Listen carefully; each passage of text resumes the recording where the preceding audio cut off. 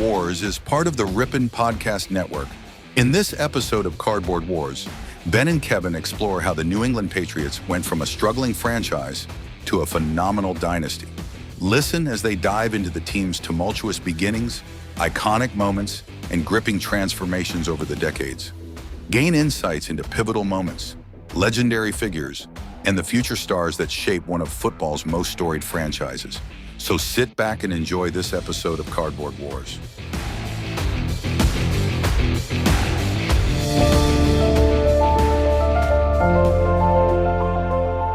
If you only know the New England Patriots as a 6-ring dynasty, you're missing the best part of the story. Because dynasties do not start as dynasties.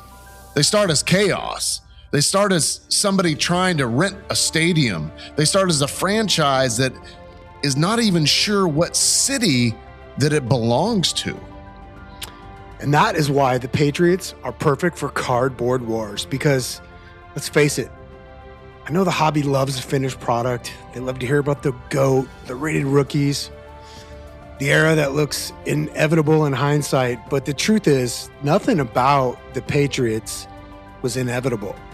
The Patriots were a wandering, financially shaky, identity-searching team for decades before they ever became the machine that they're known as now.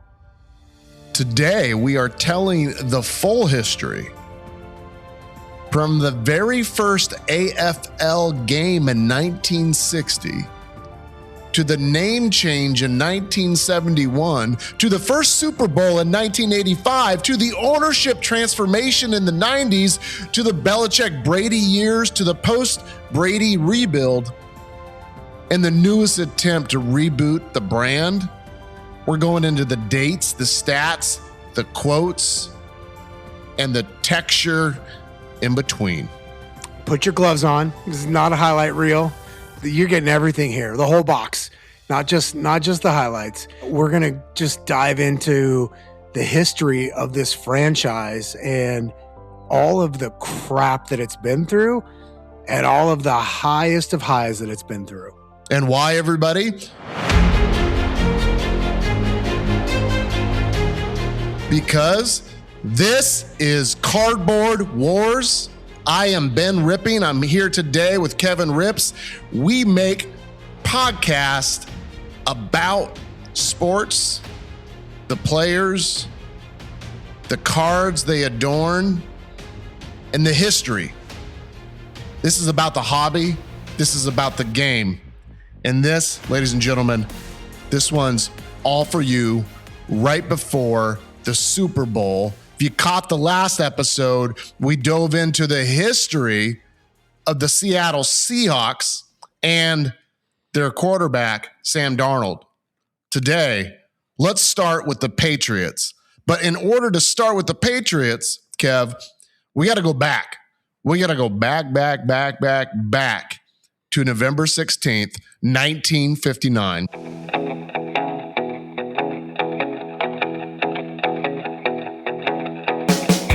A businessman named Billy Sullivan is awarded an American Football League franchise for Boston.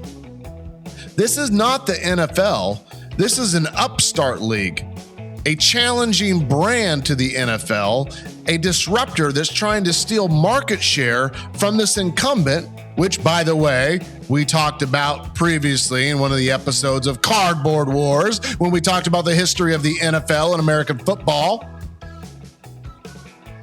Yeah, this story about the Patriots, right away, you used the term startup earlier, Ben. That's what it felt like. Now, and that wasn't just like on the field, but literally all of it, the real estate. The Patriots spent their early years, this is a really interesting fact, bouncing around from venues like Boston University Field, Harvard Stadium, Fenway Park. I mean, when you don't even have a home, it's hard to build a culture around a team, around anything at all that is going to win when you don't really have a home. You don't have a place that you can build your routine around.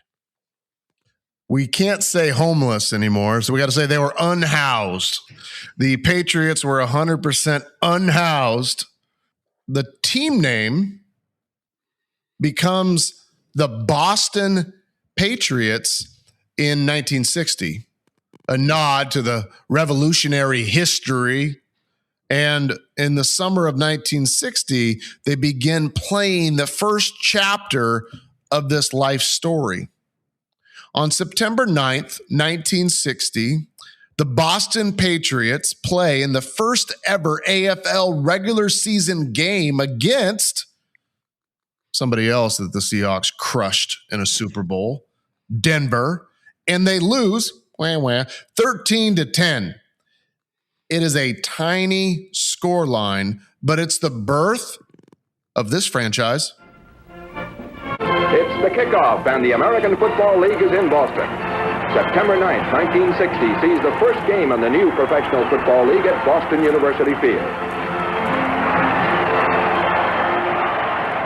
Yeah, those early years, but actually I got to go back, Ben. You know, we're lucky that the Patriots are in Boston or New England. They were in Boston. They were in California, they'd still be unhoused.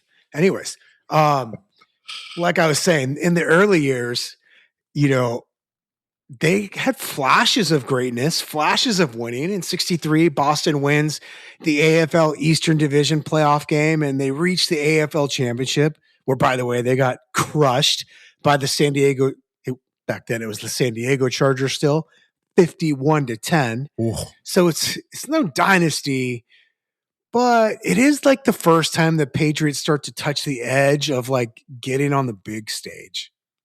And there are real players too. Gino Cappelletti becomes an early face of the team. I'm pretty sure I butchered that name, but I will give it a whirl. Nick Bionconti. However you say Nick's name. Nick played football there.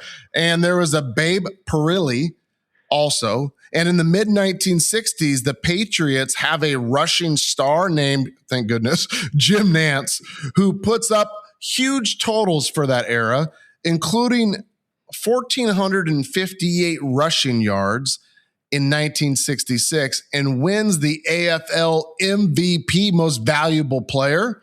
Way to go, Jim. Yeah, here's the important thing, though.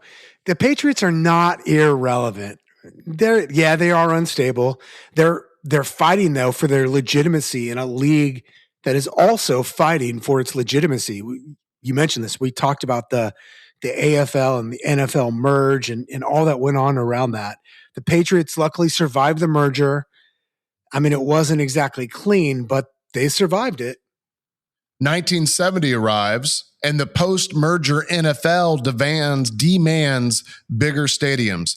The Patriots do not have one. They've been nomads, like we said, and the new league is basically saying, grow up or get out. Yeah, 1970, they even returned to Harvard Stadium for a season, a weird full circle moment. But the real pivot came the following year, 1971, where stadium is built in Foxborough, Massachusetts. And on March 22nd, 1971, the franchise officially changes its name to the New England Patriots.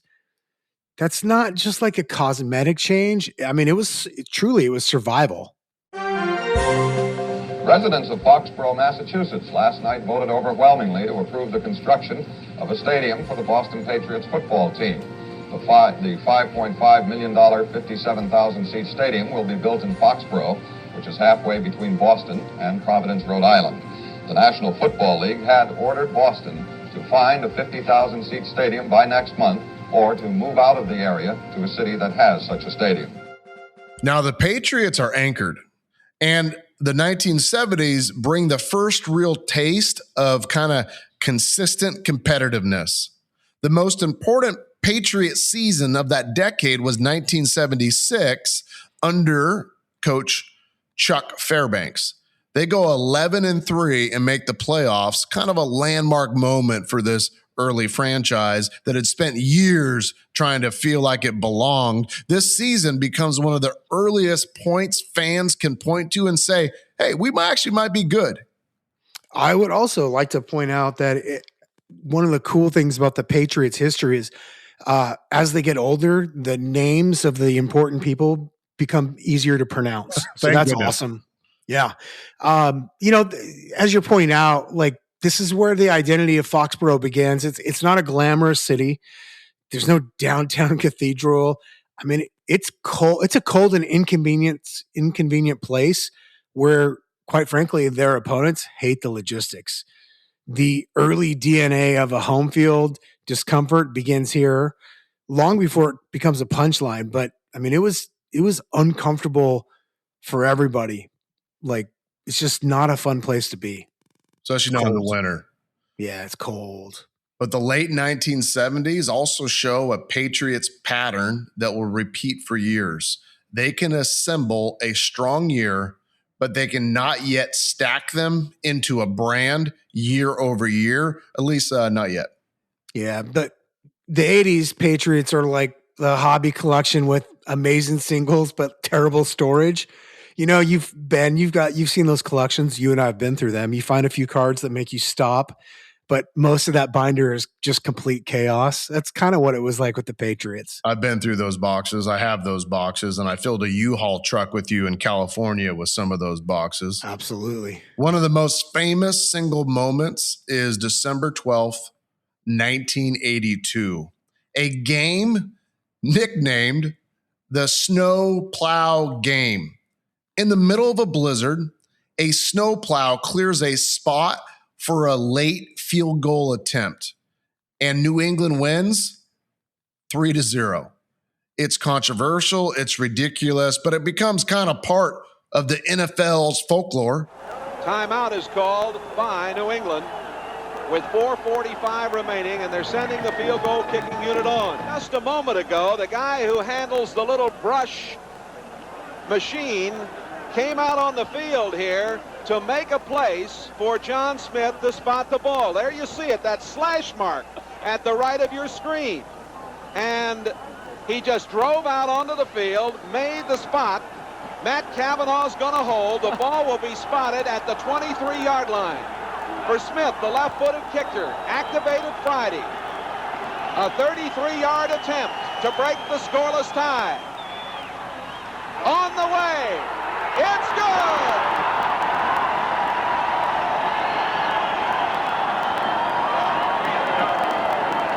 John Smith has put the first points on the board. A little help from the brush, and he booted it through. I've never seen anything like that in all the years I've played, Jay. For a man to come out onto the field and clean a spot for the place kicker, if anything, it's psychological. It had to help him psychologically. Yeah, then 85 hits, and it's the first time the Patriots turn a season into like one of those storybook runs. They finish 11-5. They enter the playoffs as a wild card. They beat the Jets 26-14. They beat I don't even like saying this. They beat the Raiders 27-20. I've got beef around the Raiders and the Patriots playoff history. Maybe we'll talk about that later. They win the AFC Championship game against Miami, and they reach Super Bowl 20. I think it's because Bo Jackson wasn't there yet. I think Bo Jackson was on the Raiders the year after, because if Bo would have been there, they would have knew something different. I'm telling you that right now. And in that Super Bowl, they run into the 1985 Chicago Bears, one of the greatest teams ever created, and they get crushed 46-10. The result hurts, but the achievement matters. The Patriots have finally made it to the biggest stage. Yeah, but which is crazy because behind the scenes, the franchise, they're financially unstable.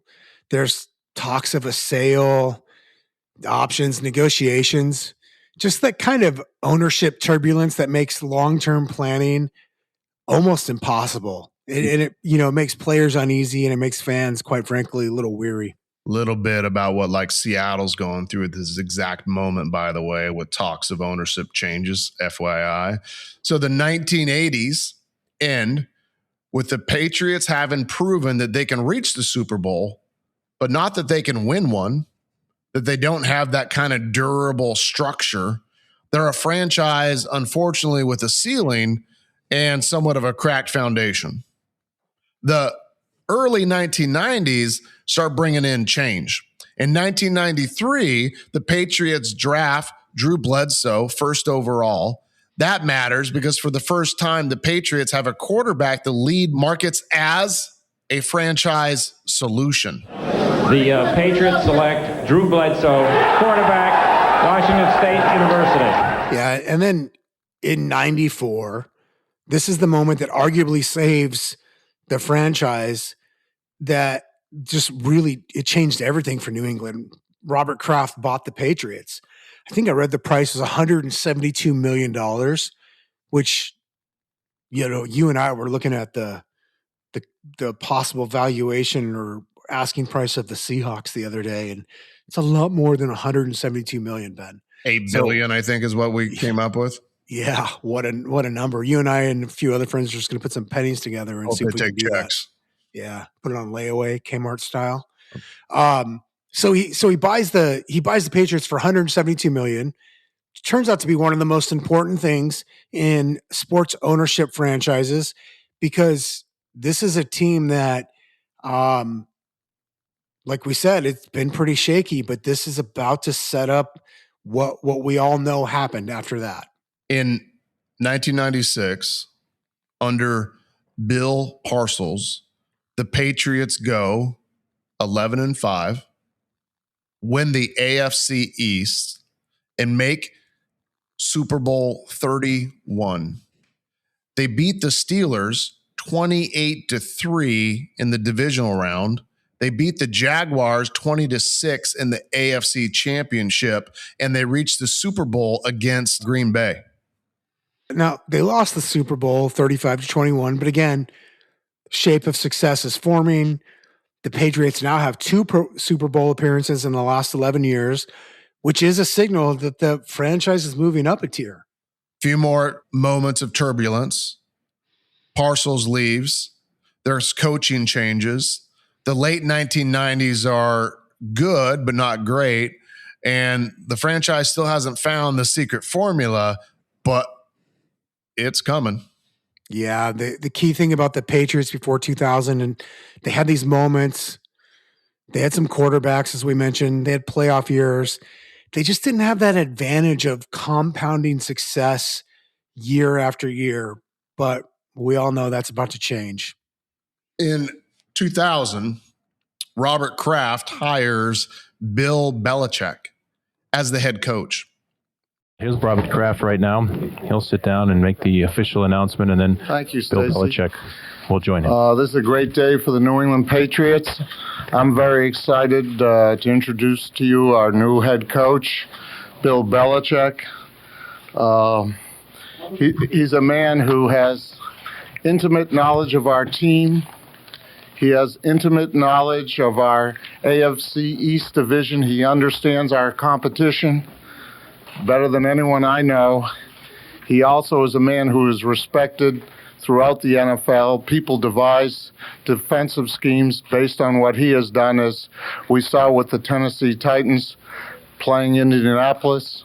But most importantly, I like him a lot, and I believe he's the most capable person at this point in time to help us win next year.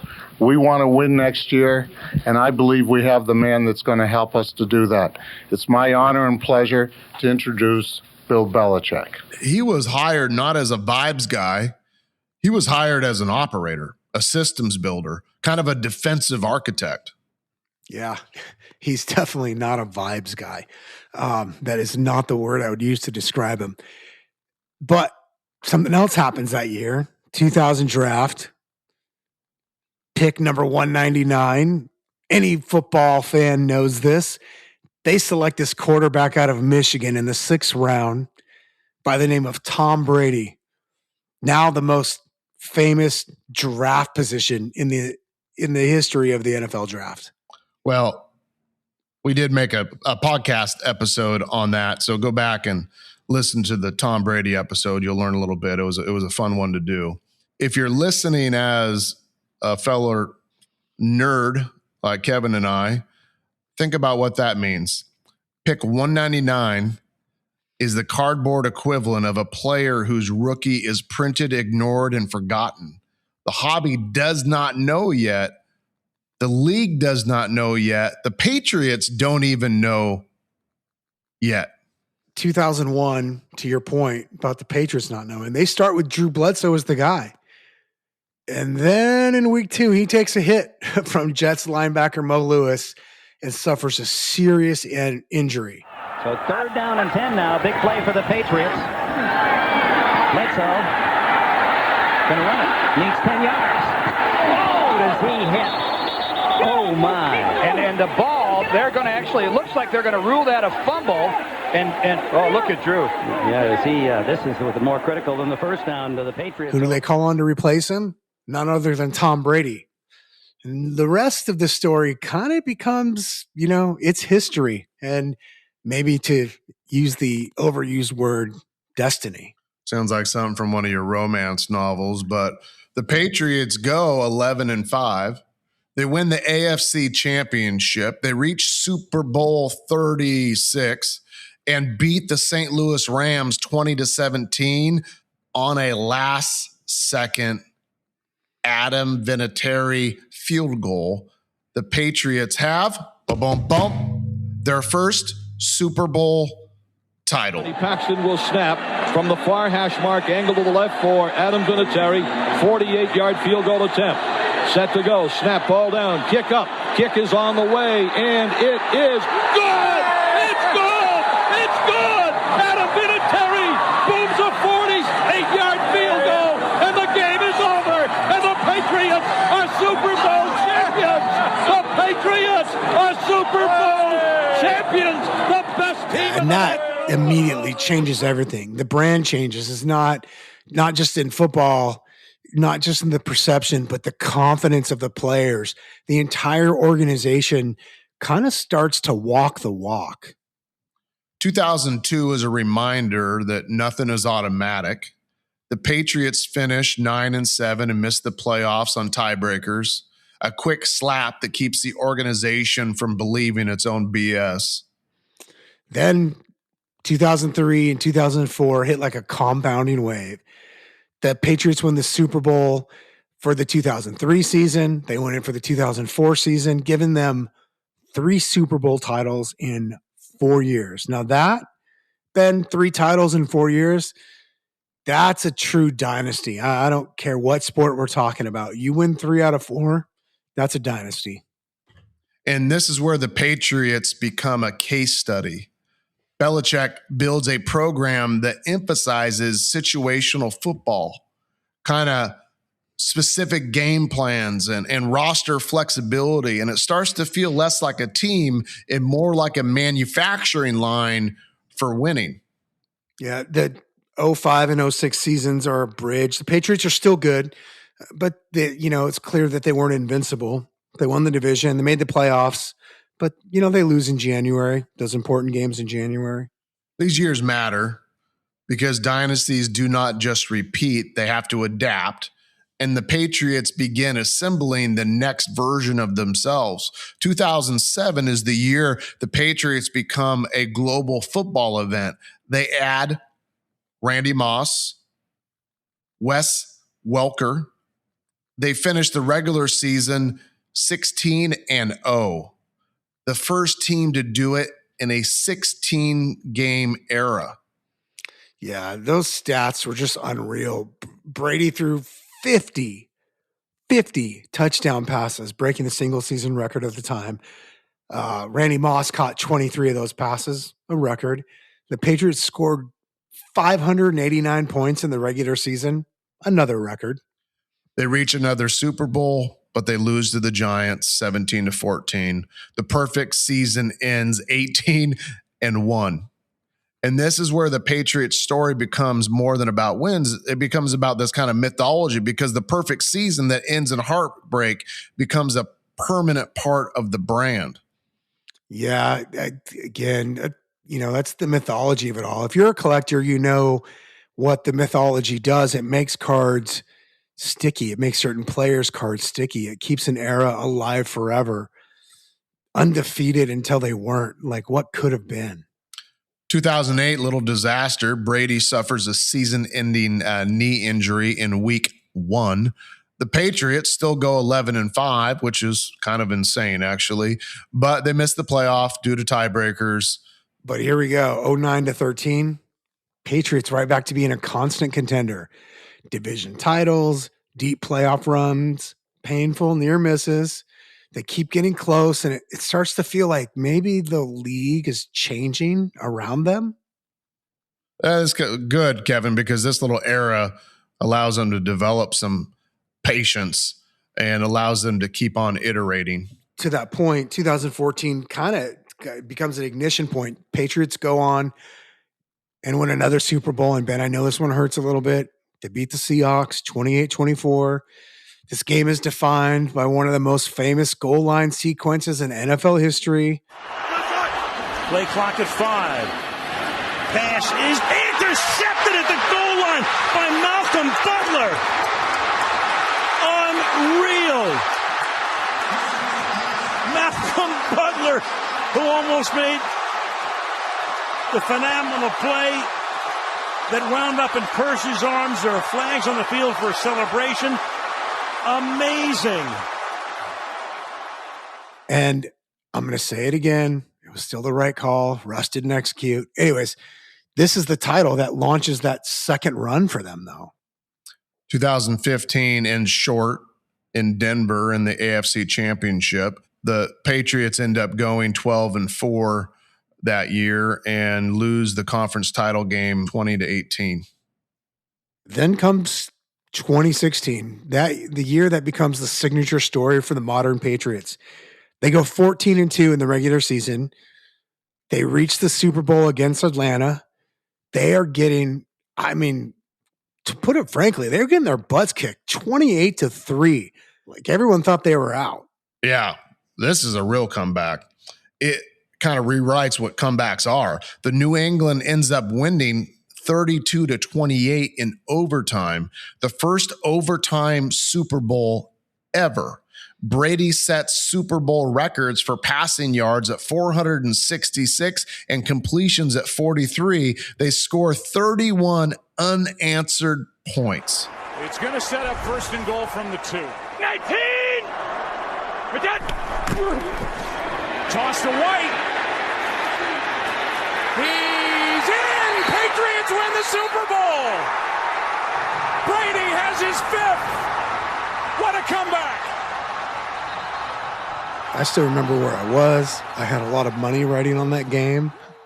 And that was a heck of a game. Here, the thing is, you can call it the greatest comeback in Super Bowl history, and it was. It was one of the greatest comebacks in football, no matter the game. Like, it was just so amazing and just added to the what's the word I'm looking for, Ben? The story, the myth of this franchise, this dynasty. 2017 is another Super Bowl appearance, but they lose to Philadelphia. And then 2018 is the closing title of the era. Patriots win the Super Bowl against the Rams 13-3, the lowest scoring Super Bowl ever. A defensive masterpiece that feels like Belichick is signing his name in kind of permanent ink on the field. Yeah, so by the end of the 2018 season, Belichick's Patriots have won 6 this is amazing. 6 Super Bowls. Their dynasty is not a chapter anymore. Like, this is a wing of a building. This is a whole building, in my opinion.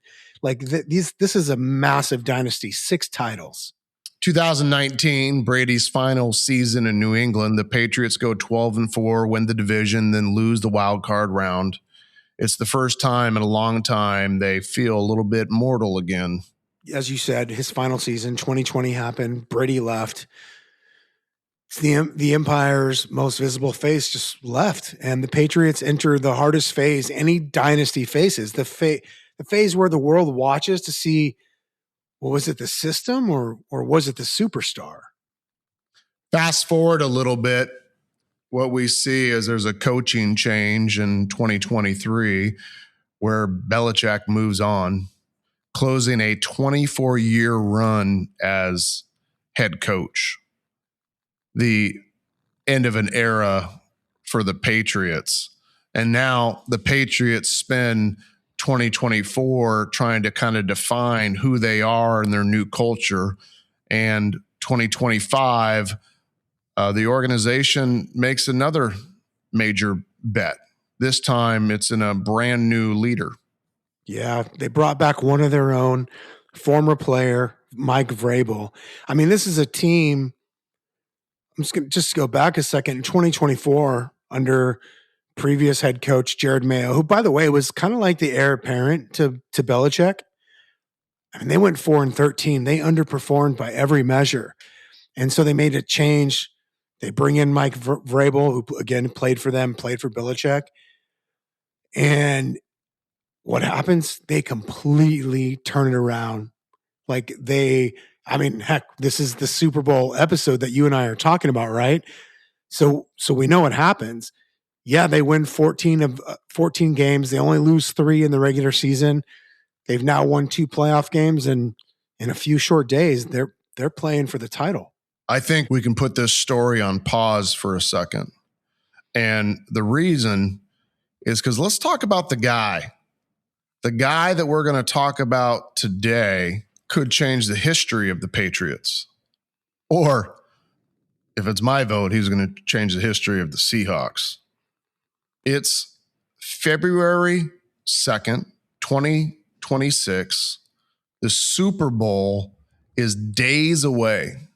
It's going to be the Patriots versus the Seahawks.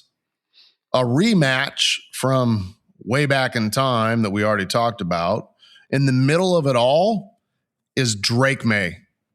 In his second ever NFL season, he's already set to be the youngest Super Bowl starting quarterback since Dan Marino in 1985. We're going to take some time now and talk about Mr. Drake May. We're going to talk about his early life, his recruiting to North Carolina, the draft, his up and down rookie year, that this second year explosion that he had, the grit that he has displayed in the playoffs, and the moment we're standing in right now, and that we're looking forward to this weekend, February 8th, the Super Bowl. Drake May was born August 30th, 2002 in Huntersville, North Carolina. He's a Carolina kid in a Carolina house where competition is basically household language. Yeah, the Mays are not a casual sports family. Like, they're a trophy family. Drake grows up watching his older brothers chase championships, watching what serious looks like, watching what earning it looks like. He goes to William A. Howe High School, then transfers after his freshman year to Myers Park High School in Charlotte. And here's the first moment where the hobby should have been paying attention, his junior season. 2019 junior year, Drake throws for a school record of 3,512 yards and 50 touchdowns. 50. It's the kind of number that makes the local newspapers run out of adjectives. He gets named the Charlotte Observer's Male Athlete of the Year. Yeah, and I mean, that was 2019. We know what happened right after that. The whole world just tilted in 2020. So crazy. That happens his senior year. He can't play, but he's already made enough noise to be named an Under Armour All-American. And he's being recruited by everybody, right? He initially committed to Alabama, and then he flipped to North Carolina by 2020. Yeah, COVID 2020 was zero fun for live sports. Let's go back to Alabama. The flip matters, not because Alabama is Alabama, but because it signals something about May early on. He's not just chasing the biggest logo, he's chasing the best fit for him. He's chasing a place where he can play like himself. 2021, true freshman at North Carolina. He appears in 4 games, gets a taste, throws his first collegiate touchdown pass, and learns what college football really is. Yeah, that year's not about headlines. It's about, I mean, he was building foundations. This is the boring stuff, the stuff you got to install. You got to learn how to be ready without being the guy type of stuff. In his first season as a starter, May turns into a national storyline. The ACC names him Player of the Year on November 30th, 2022. Yeah, what a first year too. Like, that's not just a breakout. Like, he took out a billboard to tell the world he's here. 3,847 passing yards, 35 passing touchdowns, 629 rushing yards, 6 rushing touchdowns, Kev. That's crazy. The ACC points out the historical context of those numbers. He's one of only a handful of FBS quarterbacks since 2010 to hit the combination threshold of elite passing and real rushing production in a single season. Like, those are big time numbers. And that's the first time the NFL notices and starts to see him as more than just a tall pocket passer. He's not just an arm, he's also full offense.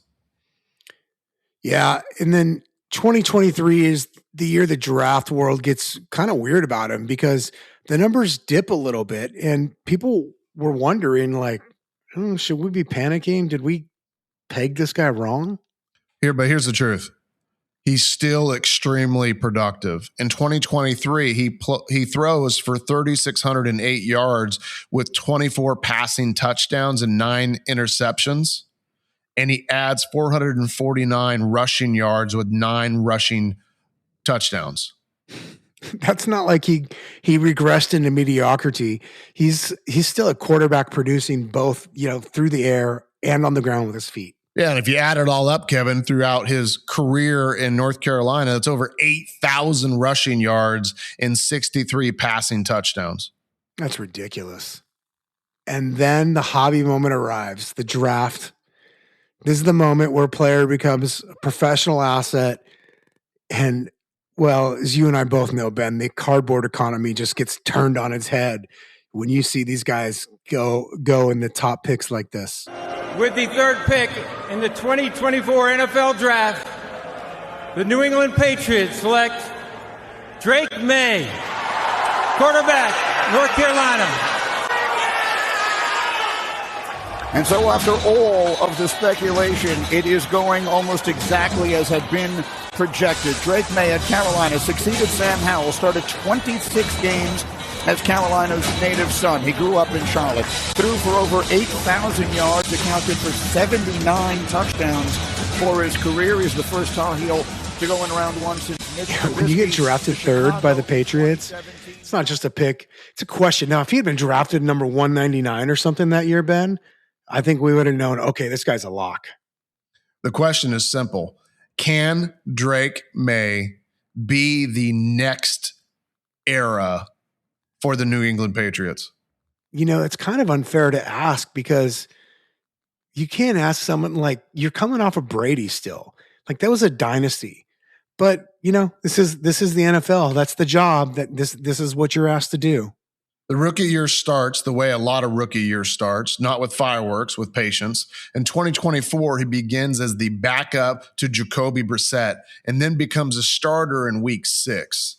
And once he's in the stat line, to be honest, it shows the talent and it also shows his growing pains, but he was making it happen. 2024 rookie season, 13 games, 12 starts, 2,276 passing yards, 15 touchdowns, 10 interceptions. Yeah, and to go back to what we pointed out in his college stats, that mobility, that movement with his feet showed up immediately. 421 rushing yards on 54 attempts. It's almost 8 yards a carry. That's pretty darn good. Team record that season is 4 wins and 13 losses. Yeah, which is important because it sets up one of the biggest year-over-year swings I mentioned earlier in history. Like, it's a big swing. That swing, as we already talked about, has another major change because that's when the coach changed. And that's when Mike came into the picture, right, Kev? Yeah, when they hired Mike Vrabel, I mean, geez, Ben, you and I are recording this. It was only just over a year ago that they hired Mike Vrabel as the head coach. And this mattered for May because, again, I mentioned this earlier, Vrabel's a former Patriot. Now, he's a defensive guy, but he kind of knows what this company, this franchise is all about.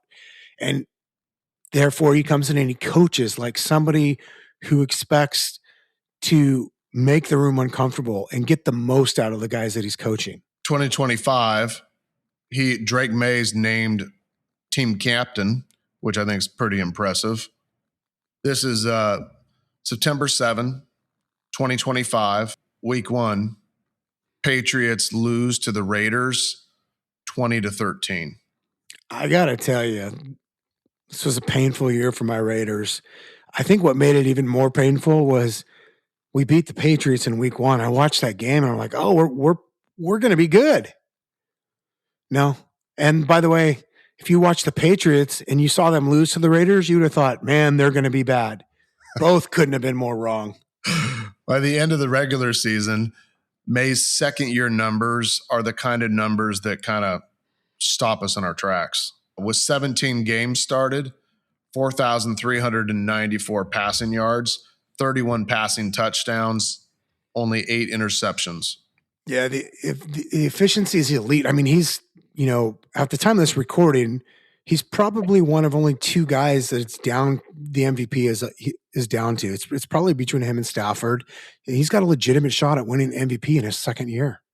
And the Patriots as a team become a top sports team. They finished the regular season 14 wins with only 3 losses. Yeah, I want to point that out again because it's big. That's a 10-win improvement over the prior season. One of the very best turnarounds in league history. The offense jumps into the league's top tier. Patriots score 490 points, which is 28.8 per game. They allow only 320 points, 18.8 per game. If you take a look at week 17, which was just at the end of December, Drake threw 5 touchdown passes in a 42-10 win over the Jets. 5 touchdowns in a game is a headline in any era, dude. Like, that's a massive game. Now this brings us to January, where quarterbacks become stories or they become legends. We have the wild card, January 11, 2026. Patriots beat the Chargers 16-3.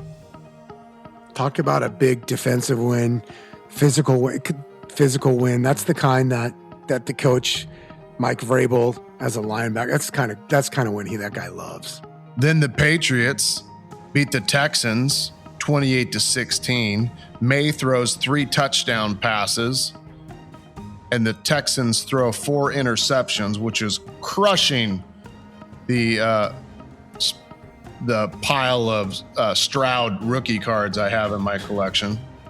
Yeah, I was going to say that didn't help the Stroud market at all. But that's separation football, man.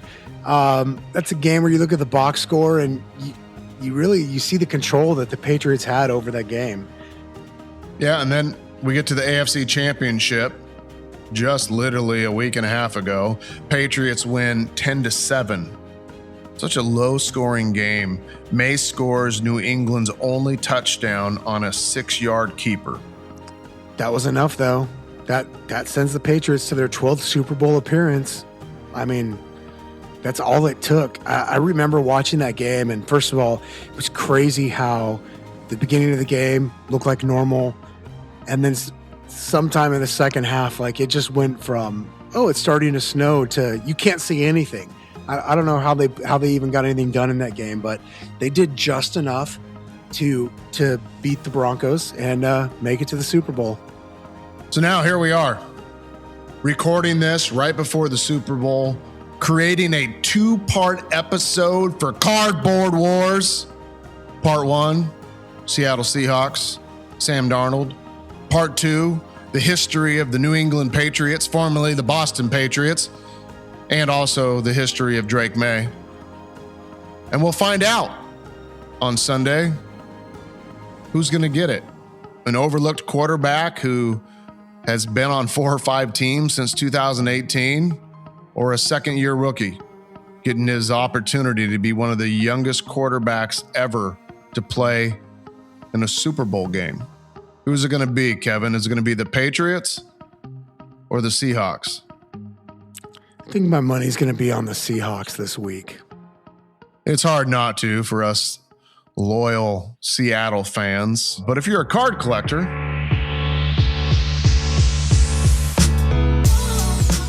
and you wanted to get into the market, still the most expensive Seahawks quarterback Sam Darnold card was $15,000, sold just a few days ago for a 1-of-1 NFL Shield flawless card. His gold kaboom sold for $10,300. And Sam Darnold's 2018 RPA from National Treasures, $10,000. But if you're looking for expensive cards to start, Kev, which player takes the cake?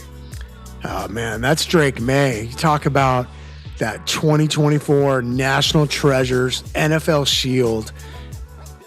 That sold just in November. Ben, hold on to your seat. For $164,700. We got a Prism Black Finite 1-of-1, sold for $109,000 last year. Gold Kaboom PSA 10 for $90,000. Absolute Drake May Green Kaboom 1-of-1 sold for $89,000, and the list goes on and on. He has multiple cards above $50,000. So if collectors out there, I don't know which one. Do you go for the lower priced and hope it goes up? Or do you go for the one that already has a bunch of attention? Either way, both of these quarterbacks have a lot of time left in their career, and I might be holding on to a few of each one of those players just to see how it all goes. Ladies and gentlemen, once again, this is Cardboard Wars. We appreciate your ratings, your comments, your shares on the podcast, on Apple, on YouTube. Do us a favor, subscribe on YouTube, give us a few comments. We tend to send out swag and other gifts to people that interact with us. Please do your best you can to get this podcast out and tell the world about it. As you know, we have no ads, no advertising. Kevin, myself, Bob, Jake, the entire Rippin crew, we make nothing from this podcast except for the joys we get when you all reach out and tell us that you like it and give us the ideas for the next episode. Thanks again. Enjoy the Super Bowl, and go Hawks. Thanks for listening to Cardboard Wars on the Rippin Podcast Network. Don't forget to leave a rating and review, and check out rippin.com to get connected to what we have coming up. Find us on Instagram and let us know what you would like to hear about on a future episode of Cardboard Wars. Until next time, keep rippin'.